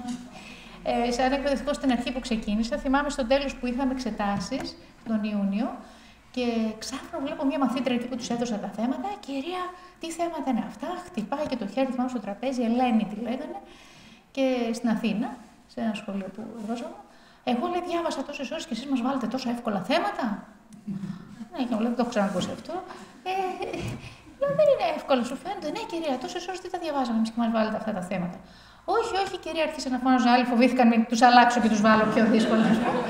Όχι, ρε, δεν είναι εύκολα, δύσκολα είναι. Καλά, λέω, εντάξει. Κυρία, δεν μπορώ να γράψω τόσο εύκολα θέματα. Με υποτιμάτε. Λέω, τώρα τι θα την κάνω αυτή. Λέω, Ελένη μου, λέω, πώς θέλεις να βγεις έξω με ηρεμήσεις? Ήμουν έτοιμη να της πω, σήκω και φύγω. Σου μηδενίζω το γραπτό. Αλλά δεν το έκανα. Λέω, πώς θες να βγεις έξω λίγο να ηρεμήσεις και να ξανάρθεις? Μήπως μπορείς να γράψεις? Δεν ξέρω, κυρία, ήρθε μου τα άφησε εκεί τσεντισμένη. Καλό κοριτσάκι, δεν είχε τίποτα άλλες φορές. Βγαίνει έξω λοιπόν. Από λίγο να τη φέρω μέσω, να την αφήσω έξω. Δεν ξέρω και εγώ τι να κάνω. Ήμουν έτσι και στην αρχή, στο ξεκίνημα της καριέρας μου. Άντε, λέω, τη φέρω μέσα. Της λέω, Ελένη, μου λέω, θέλεις να έρθεις να γράψεις? Ούτε φήμος, αλλά δεν έβγαλα. Κανονικά, στο καθηγητή τη άλλη, δεν θες να γράψεις, παιδί μου, σήκω και φύγει, ας πούμε. Σου με δίνεις το γραπτό. Αυτό είναι το νόμιμο. Της λέω, καλά, λέω, Ελένη, πώς θέλεις να δοκιμάσεις τώρα να γράψεις? Πήρε λοιπόν την. Είχε περάσει και η ώρα, έκανε κάτι τίποτα. Έγραψε κάτι πολύ απλά πράγματα. Και στο τέλος, αφού έφυγαν όλοι, το θυμάμαι και συγκινούμε, αφού έφυγαν όλοι, ήρθε και με έπιασε κλαίγοντας και μου λέει: «Κυρία, σήμερα οι γονείς μου υπογράφουν το διαζυγιό τους». Και δεν μπορούσα, λέει, να γράψω. Και λέω: «Κοίταξε να δεις, αυτό το παιδί, αυτό που είπαμε, το παγόβουνο του θυμού, ήταν τόσο πληγωμένο εκείνη την ώρα. Και αν εγώ ως καθηγήτρια της έλεγα: «Σηκωφύγε», θα είχαν αυτό». Έκλαψε στην αγκαλιά μου. «Κυρία, οι γονείς μου σήμερα χωρίζουν, λέει. Δεν θα είμαστε πια μαζί». Και σιγά σιγά πρέπει να σας πω, δημιουργήθηκε μια σχέση με αυτή την κοπέλα, που, άλλο θέμα αυτό, τόσο να το πούμε μετά, την παρέπεμψα σε πνευματικό. Και αυτό το κοριτσάκι, δεν ξέρω τώρα τι κάνει, ξεκίνησε, αυτό έχει πάρα πολλά χρόνια, ξεκίνησε να εξομολογείται κιόλας. Γιατί της λέω: «Πού θα κουμπίσεις όλο αυτό το βάρος, να πας δεν είστε σε ένα καλό πνευματικό». Και λέω: «Δείτε τώρα, ας πούμε, μια μικρή κίνηση ενός εκπαιδευτικού και αντίστοιχα και ενός γονιού, έτσι, θα μπορούσε να της άλλαξε τη ζωή». Θέλω να πιστεύω ότι συνεχίζει να έχει σχέση με την Εκκλησία και το πνευματικό, αλλά εκείνη την ώρα που σήκωσε όλο αυτό το μεγάλο το βάρος, βρέθηκε ένας άνθρωπος να την στηρίξει λίγο. Άρα αυτά τα μικρά, τα καθημερινά που λέμε, έτσι, με έλεος, με συμπόνια, με συμπάθεια, έχει πολύ μεγάλη σημασία. Κάποιος άλλος, κάποια εμπειρία άλλη, ορίστε. Να ρωτήσω, έτσι, ίσως συμπληρωματικά, αλλά έτσι μου βγαίνει στην ερώτηση. Αν, όπως είπατε, έτσι, αυτή η συστηματική δισκαμψία η οποία έχουν κάποιοι, εγώ και ως εκπαιδευτικός μιλάω, κοινωνιολόγος μάλιστα, λοιπόν, οι οποίοι διδάσκουν και στο γυμνάσιο και στο λύκειο και έχουμε δει ακριβώς τη συμπόνια, όπως λέτε, για να βοηθάει πάρα πολύ παιδιά, τα οποία έχουν δυσλειτουργικά οικογενειακά περιβάλλοντα, τα οποία με τη δική σου συμπάθεια θέλει βέβαια να το δείχνει σε καθημερινή βάση, δηλαδή να μην έχει το τιμωρητικό σύστημα ή τουλάχιστον να επιδιώξει, όπως είπατε, με συμπόνια και να τιμωρήσει και με συμπόνια. Δηλαδή, σε κατανοώ, ξέρω, ας πούμε, είναι εδώ παιδί που δεν θέλω κάπως. Λοιπόν, και βγαίνει πολύ ωραίο αποτέλεσμα. Δεν μπορεί να το κάνω όμως όλοι έτσι, το ξέρουμε. Γιατί άλλοι δεν έχουν αυτό που είπα, την συναισθηματική ευκαμψία που κάνουν. Άρα λοιπόν μπορεί να πάρει από εσάς, μπορεί να μην το πάρει όπως που κάνει ένα άλλο εκπαιδευτικό. Εσείς λοιπόν, από σένα που παίρνει, όπως είπαμε, είναι ένα πολύ σημαντικό στοιχείο. Αυτό τώρα αναβάζω στο σπίτι, στους γονείς. Αν το παιδί είναι ένα θυμωμένο παιδί, από τους γονείς του. Και έχουμε θυμωμένους γονείς. Έτσι, δηλαδή, η ατμόσφαιρα στο σπίτι είναι μια ανακύκλωση θυμού. Συνεχόμενα, έχουμε ένα παιδί το οποίο έρχεται στο σχολείο, παίρνει αυτό που παίρνει. Το παιδί αυτό λοιπόν, το οποίο ζει μέσα σε ένα θυμωμένο περιβάλλον, θέλει να τα αλλάξει, δηλαδή ξέρει, γιατί βρίσκεται σε μια πολύ δύσκολη κατάσταση κτλ. Ο γονιός, ο θυμωμένος όμως, ο οποίος συνέχεια με κυκλώνει αυτό το θυμό, δηλαδή δεν έχει έτσι ούτε την παιδεία ούτε την προπαιδεία για να το βοηθήσει. Πιστεύετε ότι θα βοηθηθεί? Θα σας πω με παραδείγματα. Είναι πολύ σημαντική ερώτηση που κάνετε. Καταρχήν, πάρα πολλές απαντήσεις θα βρείτε και στο βιβλίο «Σύγκρουση και συνύπαρξη». Δεν το αναφέραμε. Αυτό είναι το πιο σημαντικό, ίσως, για τους εκπαιδευτικούς. Για τους γονείς και τους άλλους είναι το τραύμα και θαύμα. Εκεί θα δείτε έτσι πολλά τέτοια παραδείγματα. Καταρχήν, όλοι οι γονείς είναι πολύ κλασικό, μιλάνε για τους εκπαιδευτικούς και εκπαιδευτικοί για τους γονείς. Αυτή η ερώτηση δηλαδή που κάνετε είναι συνηθισμένη ερώτηση. Εμείς κάνουμε τη δουλειά στο σχολείο, στο σπίτι, όμως θα έρχονται και τα αλλάζουν. Μας χαλάνε τη δουλειά. Καταρχήν, εμείς είμαστε υπεύθυνοι για το χώρο του σχολείου. Έτσι, για την τάξη μας. Δεν μπορούμε να αλλάξουμε τον κόσμο, δεν μπορούμε να αλλάξουμε το σπίτι του άλλου, δεν μπορούμε να αλλάξουμε παρά μόνο την τάξη μας. Άρα, εγώ η ευθύνη μου είναι ο χώρος μου αυτός, η τάξη μου. Να προσπαθήσω να δώσω ό,τι καλύτερο μπορώ. Όμως, επειδή όλα αυτά, είπαμε, είμαστε συγκοινωνούντα δοχεία, το θυμάστε που το είπαμε, και είναι μεταδοτικό και το καλό και το κακό.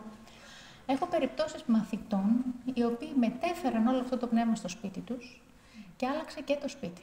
Και θα σας πω 2 ιστορίες. Αν έχετε χρόνο και κουράγιο, έτσι σύντομα θα σας τις πω. Στη μία περίπτωση, σε ένα σχολείο της Αθήνας, πάλι, η μαμά έχει χωρίσει με τον μπαμπά και συζεί με το φίλο. Και έχει 2 κορίτσια, μία πρώτη και μία τρίτη γυμνασίου. Τα κορίτσια είναι έξαλλα. Όχι μόνο έφυγε ο μπαμπάς τους, αλλά έφερε και το φίλο η μαμά. Και γίνεται ένας χαμός στο σπίτι, κάθε μέρα τσακώνονται. Η κοπελίτσα πρώτη γυμνασίου που διδάσκεται το πρόγραμμα, ακούει όλα αυτά τα πράγματα για πρώτη φορά στη ζωή της, τα διαβάζει, τα καταγράφει Και πιάνει και την αδερφούλα της της τρίτης γυμνασίου και της λέει: κοίταξε τι μαθαίνουμε στο σχολείο. Τώρα δεν θα σας πω τι γράφει το βιβλίο, καταλαβαίνετε όλα αυτά πάνω κάτω που είπαμε. Πώς να διαχειριστούμε αυτές τις καταστάσεις. Και σιγά σιγά αποφασίζουν τα κοριτσάκια να μην τσακώνονται με τη μαμά. Γιατί η μαμά κάθε φορά που τσακωνόντουσαν, επειδή φοβόταν να μην φύγει ο φίλος, να μην το χάσει, ας πούμε, έπαιρνε πάντα το μέρος του φίλου. Και είχε γίνει του φίλου της. Και γινόταν ένας χαμός στο σπίτι. Να μην σας τα απολογώ, τα παιδιά ηρέμησαν, η μαμά ηρέμησε και έρχεται τον Ιούνιο στο σχολείο και μας λέει: τι κάνατε στα παιδιά μου, πώς άλλαξε, γιατί της είπαν ότι είναι το πρόγραμμα της συγχώρεσης. Και τα παιδιά είπαν: δεν αποδεχόμαστε αυτή την κατάσταση, δεν μας αρέσει αυτό που γίνεται, αλλά τουλάχιστον ας μην συγκρούμαστε. Καλύτερα ενωμένος και αδικημένος, θυμάστε που σας είπα, παρά δικαιωμένος και χωρισμένος. Κατάφερα λοιπόν αυτά τα παιδιά να επηρεάσουν και το σπίτι. Πρώτο περιστατικό. Δεύτερο, στο σχολείο της Θεσσαλονίκης. Ένας μαθητής τρίτης γυμνασίου. Πολύ καλός μαθητής. Ο πατέρας είχε εγκαταλείψει τη μάνα πολλά χρόνια, πάνω από 10 χρόνια. Υπήρχε θυμός. Η μαμά ποτέ δεν συζητούσε. Πολύ φρόντιζε το παιδί της, αλλά ποτέ δεν συζητούσε με τον μπαμπά, με τον οποίο ήταν πάρα πολύ θυμωμένη όμως. Τι συμβαίνει, η μαμά αρρωσταίνει. Και αρρωσταίνει σοβαρά. Αυτές νομίζω οι ιστορίες είναι και στο τραύμα και θαύμα μέσα, αυτή η συγκεκριμένη που σας λέω. Αρρωσταίνει σοβαρά και της λέει ο γιατρός: η πρόγνωση είναι πολύ κακή. Πρέπει να βρεις κάτι για το παιδί σου. Πού θα αφήσεις το παιδί σου. Πανικοβάλλεται η μαμά, τι θα κάνει, έρχεται στο σχολείο και ζητάει βοήθεια από τη δασκάλα, η καθηγήτρια που είχε ακούσει για το πρόγραμμα της συγχώρεσης, ζητάει βοήθεια. Κάντε πριν το παιδί μου να έρθει σε επαφή με τον πατέρα και πώς θα γίνει που δεν τον έχει δει τόσα χρόνια. Η δασκάλα, η καθηγήτρια τρίτη γυμνασίου, ήταν πολύ εμπνευσμένη και της λέει: δεν μπορώ να κάνω κάτι, θα κάνω το πρόγραμμα της συγχώρεσης και θα συμμετέχει και αυτός. Στην αρχή το παιδί καθόταν αδιάφορο, τσαντισμένο. Κατά τα Χριστούγεννα έδειξε, τα έχω και σε slides αυτά, αλλά δεν προέβλεπα ότι θα τα πούμε, έδειξε ένα γλυπτό που υπάρχει, είναι δύο ενήλικες που κάθονται πλάτη με πλάτη, σε ένα σιδερένιο έτσι, γλυπτό κατασκεύασμα και μέσα έχει δύο παιδάκια φωτεινά που αγκαλιάζει το ένα το άλλο. Και δείχνει πως οι ενήλικες μπορεί να τσακώνονται μεταξύ τους, αλλά μέσα τους πάντα υπάρχει ένα μικρό παιδί που θέλει την αγάπη, την τρυφερότητα, το δώσιμο και το δέσιμο αυτό. Οπότε με το που βλέπει αυτός ο μαθητής, ο Γιάννης, ας τον πούμε έτσι, με το που βλέπει ο Γιάννης αυτή την εικόνα, συγκλονίζεται και λέει: κυρία, αυτό λέει θέλω να το φτιάξουμε, να το βλέπω στην τάξη κάθε μέρα. Ωραία, λέει η καθηγήτρια και το φτιάχνει, το κόψανε με χαρτί, τα έχω σε slides όλα αυτά και το κολλήσαν στον τοίχο και μου το έδειξε και εμένα και κάθε μέρα έβλεπε το παιδί αυτό το πράγμα. Και παίρνει δύναμη από αυτό το πράγμα. Και έρχεται λοιπόν ο καιρός να συναντήσει τον πατέρα του. Ο πατέρας ήρθε μαγκωμένος, φοβισμένος τώρα μετά από τόσα χρόνια, τι έχω να ακούσω, ας πούμε. Το παιδί μας που είχε κάνει το πρόγραμμα της συγχώρεσης 3 μήνες ήδη, ήρθε με άλλη διάθεση. Πιο μαλακωμένο. Μιλήσανε, περάσανε καλά. Θα ξανασυναντηθούμε, να ξανασυναντηθούμε δεύτερη φορά. Και τρίτη και τέταρτη και πέμπτη και άρχισαν να συναντιόνται. Και περνάγαν και ωραία. Ο μπαμπάς δεν είδε ένα επιθετικό παιδί, δεν ένα παιδί συγχωρητικό. Ένα παιδί που τον χώρεσε δηλαδή στον κόσμο του. Να μην σας τα απολογώ, έφτασε και εδώ το καλοκαίρι. Και είπανε μετά, έφτασε ο Ιούνιος, να φέρουμε και τη μαμά μαζί. Να φέρουμε και τη μαμά μαζί. Και ήρθε και η μαμά. Η οικογένεια ξανάσμιξε. Ακραίο, ακούγεται, δεν είναι σαν όνειρο αυτό. Να συνέβη, σας το λέω. Και όχι απλώς ξανάσμιξε η οικογένεια, αλλά η μαμά δεν πέθανε τέλος πάντων. Πήγε πολύ καλά και με την υγεία της. Είναι ένα από τα πολλά παραδείγματα που σας δείχνει ότι το πρόγραμμα είναι συστημικό. Είμαστε αλυσίδα, σπίτι, σχολείο, κοινωνία. Άρα, ναι, επιδρά με μυστικούς κάποιες φορές τρόπους, ίσως και πιο. Αν υπάρχει αυτή η πολυτέλεια, κάποιο παιδί να έρθει να μπει σε αυτό το πρόγραμμα. Βέβαια, αυτό έτσι, γιατί τώρα μιλάτε για. Για αυτό το πρόγραμμα, ναι. Γιατί η πολυτέλεια αυτή δεν υπάρχει, εδώ τουλάχιστον στις επαρχίες. Υπάρχει, αφού κάνουμε σε εκπαιδευτικούς. Η κυρία Σωτηρία πώς έχει εκπαιδευτεί, η πρεσβυτέρια έχει εκπαιδευτεί. Αν θέλετε να σας πει πληροφορίες μετά, θα σας πω κι εγώ. Γι' αυτό έχω το forgiveness.gr. Εκεί μπαίνεις, εκεί που λέει επικοινωνία, μπορείς να κάνεις αίτηση ως εκπαιδευτικός, μόνο εκπαιδευτή, ή να εκπαιδευτείς στο πρόγραμμα για να το διδάξεις στο σχολείο σου. Και στην Πρέβεζα, χθες αυτό κάνω. Πιστεύετε εσείς ότι πέρα από αυτό, τώρα βέβαια δεν μπορούμε να μην ελπίζουμε, έτσι, στην Ορθοδοξία μας, έτσι, την ελπίδα την έχουμε. Και κάποιοι πιστεύω, όπως λέω στους πατέρες και ο πνευματικός, παιδιά, αν δεν έχετε τον πατέρα, δεν έχετε μάνα, πνευματικό, το γείτονα. Βρες γέροντα που λέει, ναι. Πάλι όπως μας έλεγε κάποιος, μια φορά κάποιος ψυχίατρος, πόσο ένα παιδί σώθηκε πολύ δύσκολο περιβάλλον, γιατί όταν φώναζαν γονείς του, πήγαινε στο σπίτι του γείτονα και καθότανε το παιδί αυτό και το αγκάλιαζε. Για φαντάσου, τι ωραίο, ναι. Και με αυτόν τον τρόπο το παιδί έτσι έγινε μεγάλος Ιταλός. Σε αυτό το ωραία κοινωνικοποίηση. Σίγουρα πρέπει να ελπίζουμε. Στατιστικά πιστεύετε είναι μεγάλο από στατιστική έχει δείξει μεγάλο ποσοστό των παιδιών που έχουν βελτιωθεί. Ναι, έχουν πάρα πολλές έρευνες. Θα τις βρείτε στην ιστοσελίδα κι αυτές. Μπορείτε να βρείτε έρευνες στην ιστοσελίδα, στο forgiveness.gr. Ναι, πείτε. Να μην ότι υπάρχει στο λανθασμένο συμπέρασμα ότι τα παιδάκια 10 χρονών θα έχουν την πνευματική και τη συναισθηματική οριμότητα να θέσουν μια οικογένεια. Δηλαδή αυτό βαρύνει τους γονείς, εγώ πιστεύω, πρωτίστως. Οι γονείς πρέπει να κάνουν το έργο μέσα. Εννοείται. Η ευθύνη είναι των γονιών. Όμως, επειδή η ερώτηση ήταν συγκεκριμένη, ότι εμείς κάνουμε αυτή τη δουλειά και οι γονείς τα χαλάνε, όχι, υπάρχουν και εξαιρέσεις. Όντως, υπάρχουν και περιπτώσεις που οι γονείς μπορεί να μην κάνουν τη δουλειά και τελικά ωφελούνται αυτοί από τα παιδιά τους. Ότι η δυναμική, δηλαδή ένα παιδί μπορεί να αλλάξει τη δυναμική μέσα στην οικογένεια. Αυτό είναι η συστημική οικογένεια, να σας το πω, το σύστημα. Η συστημική θεωρία αυτό λέει ότι, θα ξέρετε φαντάζομαι, ότι η οικογένεια αποτελείται ας πούμε από 4 μέλη. Ένα μέλος της οικογένειας να αλλάξει, αλλάζει όλη η οικογένεια. Αυτή είναι η θεωρία του συστήματος. Και από τη φυσική, όσοι είναι φυσική, νομίζω κάπως βγαίνει αυτό, έτσι δεν είναι. Δηλαδή, ένας να αλλάξει στο σύστημα, υπάρχει εντροπία, υπάρχουν όροι φυσικής. Αυτή είναι με όροι φυσικής. Ένας να αλλάξει από το σύστημα της οικογένειας επηρεάζει όλους τους άλλους. Γιατί οι σχέσεις είναι όλοι με όλους. Απλώς να μην περιμένουμε από τα μικρά παιδιά. Όχι, βέβαια. Όχι, ελπίζω να μπέρασε αυτό το μήνυμα. Όχι, προς Θεού. Και καλά κάνετε και το λέτε, αλλά όχι. Ίσα-ίσα κιόλας. Οι γονείς πρέπει να κρατάνε το ρόλο τους, έχουν την ευθύνη τους, για το όνομα του Θεού. Αλλά επειδή σε πάρα πολλές περιπτώσεις δεν γίνεται που ανέφερε, που όμως υπάρχουν περιπτώσεις που τα παιδιά αλλάζουν τελικά, ανατρέπουν. Ακόμα και αυτό. Ναι. Όταν ήταν τα παιδιά μου στο σχολείο, θα παρακολουθήσει και εγώ σχολείο. Λίγο πιο δυνατά, ναι. Ναι, σχολές γονέων. Και σε θέμα παρεμφερή, ο θυμός, για παράδειγμα, όταν κάποιος μας ενοχλεί και είμαστε μόνοι αυτό. Δεν μικραίνει όταν του πούμε απευθείας ότι ξέρει, σε μένα με ενόχλησε αυτό. Δεν είναι μια καλή τακτική. Εγώ δηλαδή προσωπικά που έχω μετά από αυτό το συσσόρευτα μέσα μου και αυτό μου έρχεται άσχημα μετά. Ενώ για πράγματα τα οποία μπορώ να πω ότι ξέρεις με θύμωσε αυτό που μου είπες, ή η συμπεριφορά σου, ή ο τρόπος που με κοίταξες, ή ο τρόπος που...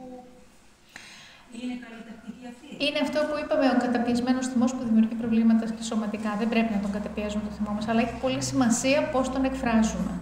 Έτσι, εσείς εκφράζετε το θυμό σας, υπάρχουν τεχνικές, πάρα πολλά βιβλία επικοινωνιακές για το πώς εκφράζουμε τα συναισθήματά μας, γιατί και τη θλίψη μας, οτιδήποτε, τα όρια μας. Δηλαδή αυτό που μας ενοχλεί στον άλλο, να το καθίσουμε και να το συζητήσουμε. Ναι, πώς το συζητάμε όμως, αυτό έχει σημασία. Και πολύ σύντομα να πω, το κλειδί είναι να μην εστιάσω στον άλλον, είσαι έτσι, μου έκανες αυτό, εγώ όταν γίνεται αυτό το πράγμα, νιώθω έτσι, εστιάζουμε στον εαυτό μας. Αυτή είναι μια τεχνική επικοινωνιακή, που καλή είναι και αυτή πρέπει να υπάρχουν. Είναι τόσο πολλά που έχουμε να μάθουμε, αλλά τίποτα δεν αλλάζει την εσωτερική αλλαγή που φέρνει η χάρις του Θεού καταρχήν, έτσι, αυτό είναι το δεδομένο νομίζω, και η προσπάθεια να πολεμήσουμε τα πάθη μας, ο καθένας, το θυμό του, την κατάκριση του, όλα αυτά. Και αυτό που είπατε, πρέπει ότι όταν συγχωρώ κάποιον που το έχω θυμώσει μαζί του, πρόσφατα δηλαδή που διάβαζα, δεν σημαίνει ότι συγχωρώ τις πράξεις του εκεί που μπορεί να... Συγχωρώ το άτομο. Αλλά τα βρίσκω με τον εαυτό μου και προσπαθώ δηλαδή να βρω δύναμη να πάω παρακάτω. Ναι, αυτό το τονίζουμε, νομίζω είναι σημαντικό αυτό που λέτε. Συγχωρώ τον άνθρωπο, αλλά η πράξη εξακολουθώ να βλέπω ότι είναι κακή. Μπήκε ένας κλέφτης στο σπίτι, με έκλεψε, ας πούμε, έτσι δεν είναι. Ο κλέφτης είναι κλέφτης, δεν θα σημαίνει. Όμως εγώ έχω να συγχωρήσω τον κλέφτη, αλλά όχι την πράξη. Μπορεί να χρειαστεί να τον πάω στα δικαστήρια. Δεν σημαίνει ότι θα είμαι αυτός που θα τρώω τις σφαλιάρες, ας πούμε, ότι δεν σε συγχώρησε. Ο άλλος πήγε και μου καταπάτησε το οικόπεδο δίπλα. Θα κάνω δικαστικά μέτρα αν χρειαστεί. Δεν θα καθόμαστε, θέλουμε να συγχωρούμε και δεν κάνουμε τίποτα. Όχι, δεν είμαστε, καταλάβατε, κάρπα ζωής πράκτορας να πω αυτή τη λέξη. Καθόμαστε και κάνουμε αυτό που πρέπει να κάνουμε όταν πρέπει να το κάνουμε με το σωστό τρόπο. Δεν σημαίνει ότι είναι ενάντια στο δίκαιο η συγχώρεση. Θα διώξουμε όπου χρειαστεί το δίκαιο, όπου χρειαστεί. Αλλά μέσα μας δεν θα κρατήσουμε θυμό και κακία και μίσος. Αυτό έχει το μέσα μας, έχει πολύ σημασία το μέσα μας, πώς δουλεύουμε. Αυτό και είναι και το πιο δύσκολο, αλλά και το πιο σημαντικό. Θέλει χρόνο, θέλει υπομονή, θέλει διάβασμα, θέλει μαθητεία που είπε το πρωί στο κήρυγμα, έκανε πολύ ωραίο κήρυγμα ο πατήρ Ελευθέριος. Για τη μαθητεία. Πρέπει να μαθητεύσουμε. Ο καθένας μας ας βρει τον κατάλληλο άνθρωπο να μαθητεύσει. Μόνοι μας δεν μπορούμε, είναι δύσκολο. Χρειάζεται όλοι να ταπεινωθούμε λίγο και κάπου να αποφυνθούμε να μαθητεύσουμε. Υπάρχει άλλη ερώτηση? Όχι. Ωραία.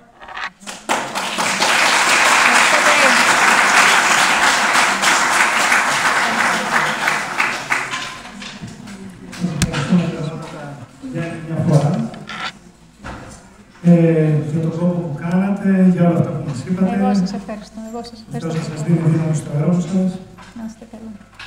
Επίσης, να σας ενημερώσω, στις 29 Νοεμβρίου, ημέρα Σάββατο, θα μας έρθει για ομιλία στη Σχολή Γονέων η κυρία Ολυμπία Προδίκη, είναι επιματική ψυχολόγος και θα έχει θέμα κατονοώντας τους εφήβους, χτίζοντας γέφυρες επικοινωνίας. Καλό σας βράδυ.